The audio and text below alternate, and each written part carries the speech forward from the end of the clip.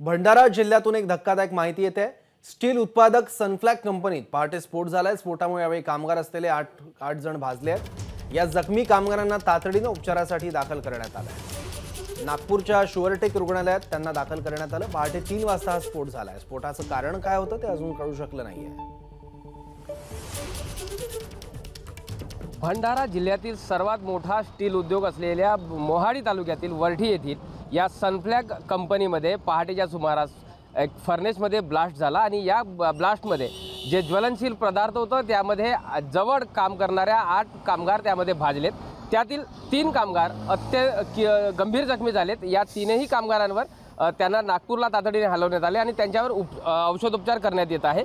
आता आपण सध्या या वरठी सनफ्लॅग कंपनीच्या जवळ पोहोचलेलो आहोत।